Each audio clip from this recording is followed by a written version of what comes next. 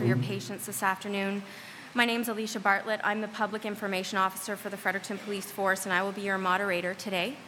On the stage with me, we have Chief Leanne Fitch from the Fredericton Police Force, Deputy Martin Godet, Fredericton Police Force, Chief Superintendent Ross White from the RCMP, Mayor Mike O'Brien, and Premier Bryan Gallant. Following each of the speakers, we will take a few brief questions. Chef adjoint Godet est ici disponible pour des questions en français. So we will begin with Chief Fitch.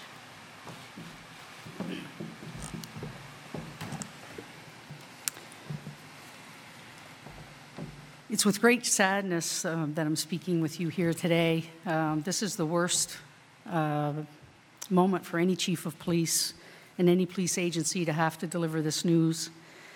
It's been a very difficult day for our officers and residents of our fine city as we come to terms with the violent deaths of 4 of our people in our city, 2 of which, as you know, are officers.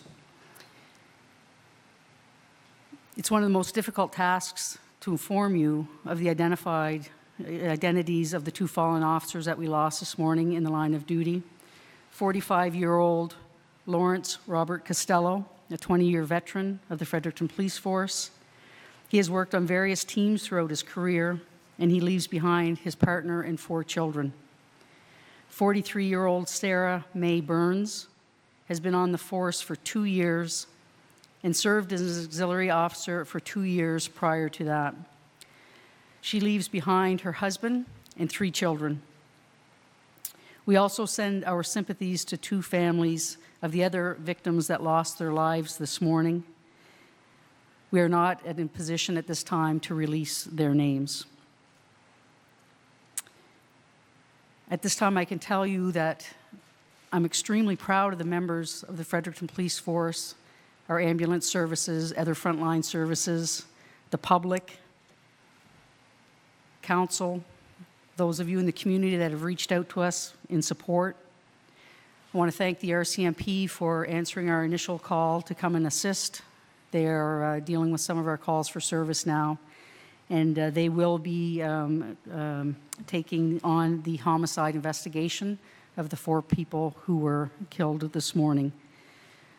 Also, I've reached out to the Serious Incident Response Team in Nova Scotia, an independent investigative body who will be doing the police officer-related shooting aspect of the investigation. On a bit of a personal note, as I was traveling home from business in Halifax this morning early, I listened to the transactions with our officers on the radio, with our emergency responders and our frontline officers and my senior command staff.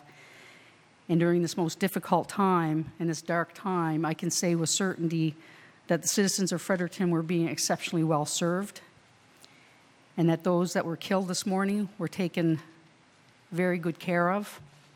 And I couldn't be prouder of the men and women that serve this city. And I want to reassure the public that we will continue to do so in the coming days and months and years ahead. I also want to give thanks to the Kennebecasis Regional Police Service. Wayne Gallant, chief there, reached out this morning, and he will be doing the coordination for us through the New Brunswick Association of Chiefs of Police to provide shift relief for our officers over the next week to 2 weeks so that they don't have to return to active duty while we work through this next few weeks, which will be very difficult. I'm going to turn the floor over to Deputy Godet to fill in some of the operational details that I'm sure you are interested in learning.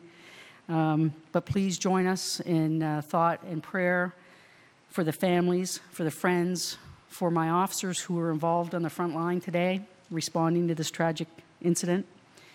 And we really do appreciate your support. Thank you very much.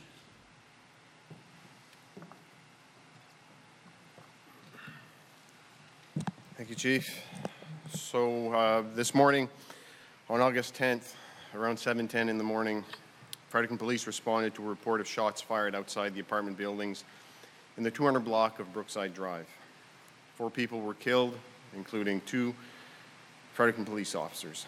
Police initiated a lockdown of the area and set up a perimeter. The New Brunswick RCMP, Fredericton Fire Department, Ambulance New Brunswick provided great assistance. Officers engaged with the suspect and shots were fired by police. Around 9:30, Fredericton Police Force entered an apartment and arrested a 48-year-old man from Fredericton. He was taken to the Dr. Everett Chalmers Hospital and is undergoing treatment for serious injuries. The names of the two victims, civilian victims, have not been released pending notification of next of kin. I can confirm they were an adult male and an adult female. Obviously, this is incredibly difficult for our officers and for our community. No one ever wants to lose a colleague or friend, especially in this kind of situation. Our police officers have conducted themselves in a professional manner and will continue to do so through the investigation. The investigation is continuing to determine exactly what happened.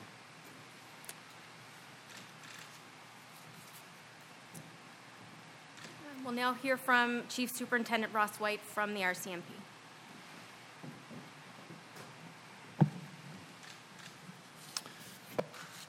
Bonjour, je suis le surintendant principal Ross White, officier responsable des enquêtes criminelles et des services de première ligne à la GRC au Nouveau-Brunswick. Au nom de la GRC, je tiens à offrir nos sincères condoléances aux familles et aux amis des victimes et à nos collègues de la Force policière de Fredericton. La Force policière de Fredericton a demandé au groupe des crimes majeurs de la GRC au Nouveau-Brunswick de leur aider avec l'enquête en lien avec ces homicides. Les enquêteurs ont commencé leur travail en recueillant des renseignements et en interrogeant des témoins. Comme c'est toujours le cas, nos enquêteurs feront preuve de professionnalisme et mèneront une enquête approfondie. Quiconque a des renseignements peuvent faire avancer l'enquête et prier de communiquer avec la police. Good afternoon. I'm Chief Superintendent Ross White, Corps Policing Officer, Criminal Operations with the RCMP in New Brunswick. I would like to extend my sincere condolences from the RCMP to the families and friends of the victims and our police colleagues at the Fredericton Police Force. The New Brunswick RCMP Major Crime Unit has been asked by the Fredericton Police Force to assist in their homicide investigation. Investigators have begun their work gathering information and speaking to witnesses. As with all investigations, this will be a thorough and professional investigation. Anyone with information that could assist investigators is asked to contact police.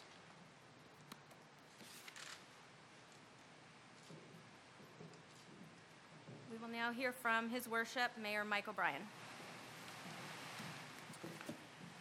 Ladies and gentlemen, friends and colleagues, Frederictonians, New Brunswickers, and people from across North America that have reached out to me today, including our Prime Minister who called a few hours ago. We are deeply saddened by the loss of our brave officers today. Constable Sarah, Constable Rob. Protecting us today, they gave their lives. It's our job as mayor, a lot of my council colleagues are here today, as Frederictonians, as neighbours, as colleagues, to now embrace them, embrace their families, and provide all the support that we can possibly offer in the near future. We keep in mind the two civilian victims. Our love and support goes out to everybody. In this community, we grieve together, but we'll heal together as well. Today, we saw something tragic. In the near future, we'll see the best of our community come forward. We always do. What I ask is that you provide, again, your patience, your support, your understanding. Patience will be needed as Chief Fitch and her team and our partners in first responder and RCMP partners work on this investigation and bring it to a conclusion. Again, as mayor, is something I never want to have to live through. I have. I am. We are. But as I said, we will get through this together. But now my thoughts turn to the family, the victims, and to healing our community. Thank you for being here today. And Mr. Premier.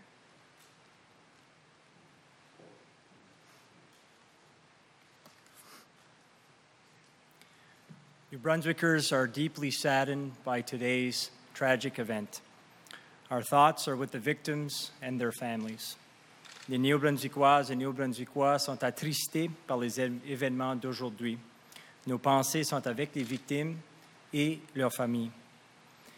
We are thinking of the families of the fallen Fredericton police officers, Constable Rob Costello and Constable Sarah Burns.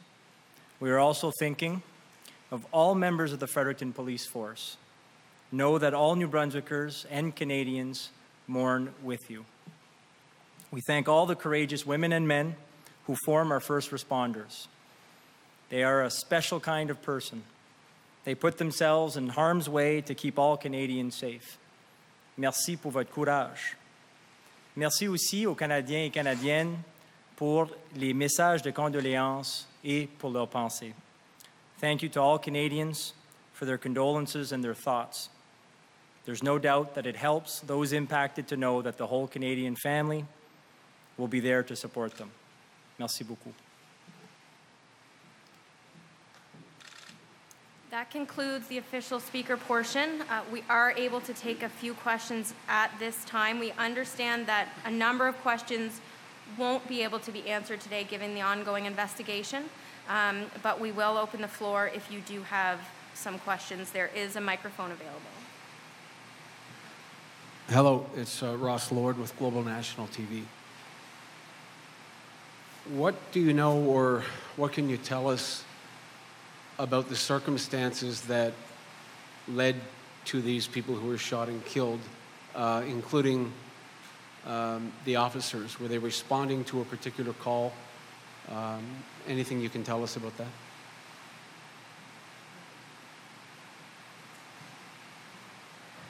So as mentioned, the officers were responding to a shots fired call in the area of Brookside Drive. So upon arrival, they observed some individuals, the two victims, the civilian victims on the ground, and that's when they were shot. Do you know the timeline between when they received the call and when they responded to the scene? Those are finer details. The officers responded around 10 after 7 this morning, and then things unfolded from there.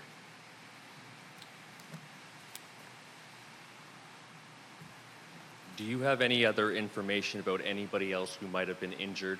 We're hearing that they were taken to the hospital. Is there any information about them?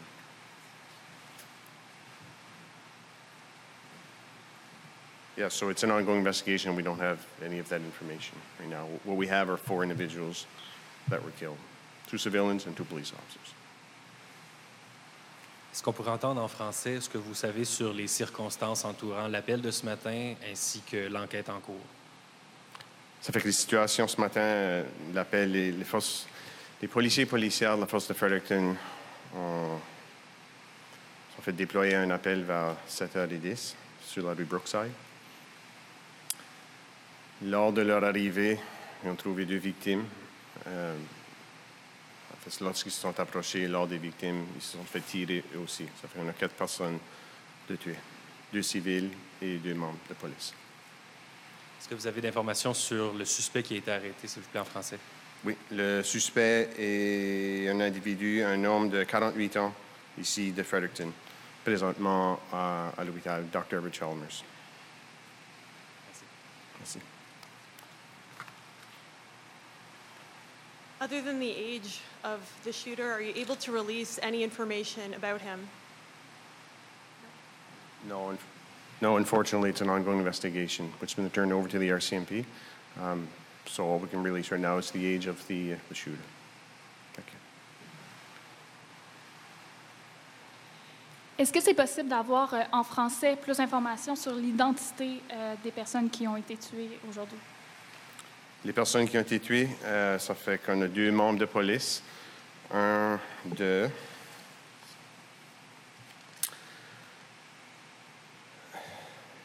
Lawrence Robert Costello, un membre de 45 ans, 20 ans de service. Il est son partenaire et 4 enfants. Puis l'autre membre s'appelle Sarah May Burns, 43 ans. Elle a 2 ans de service et est avec nous comme auxiliaire pour les 2 ans précédentes. Elle laisse un époux et 3 enfants. Good afternoon, CBC News, Brett Ruskin.